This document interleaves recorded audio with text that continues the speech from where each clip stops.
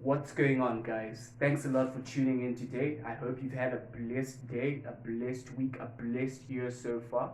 If this is your first time tuning in, please go ahead, like and subscribe. Click notifications because I drop a video once a week at least, and you don't want to miss it out. So, starting a short series called Diseases of the Mouth. Diseases of the Mouth. There's certain things that we use our mouths for, that we say as believers, as Christians, that are unholy, unrighteous, unwholesome, and they could be causing problems in our own lives. And I just want to point out a couple of diseases that we have in our mouth. And to kickstart this very short series, I'm going to use James chapter 3, verse 2 as our theme for this series. James chapter 3, verse 2, for we all stumble in many ways. And if anyone does not stumble in what he says, he is a perfect man, able also to bridle his whole body. So the Apostle James is coming out and saying this bold statement that if you can control what you say, if you say the right things, you are a perfect man. Okay? And he goes on a step further and says, you will be able to bridle, to control, to harness your whole body. Man, I think that's crazy.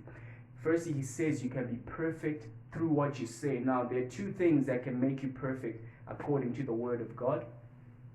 Number one, it's going to be what you say, and number two, it's going to be the condition of your heart.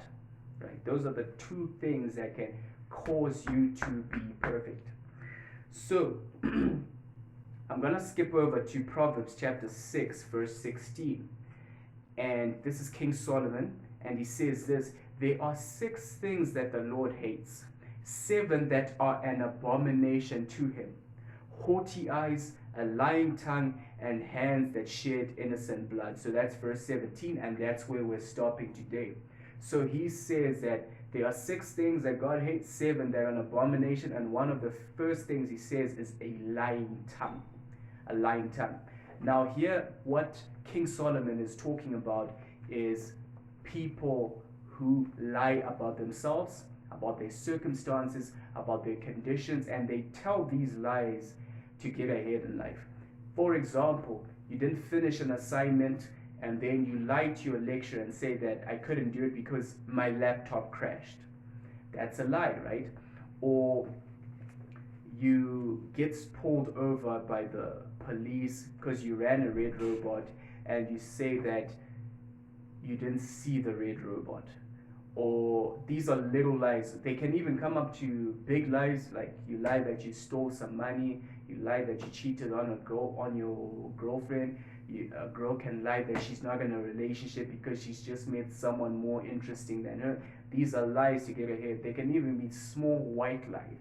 Okay, what we call white lies, I don't even know what that means. I don't know where that comes from. It's just the devil trying to make sin sound better. But white lies can be you lying that maybe your mom told you to sweep the house. She comes home and you lie and say yes, I did. Or you lie and say you told someone that you're doing something, but because you didn't want to see them, you lied. These are lies that we tell to get ahead of life, or to deviate issues from away from us, to just make our lives a bit easier, a bit smoother. But nonetheless, these are lies. So that's the first disease of the mouth. It's lies. Big, small, white, they are still lies.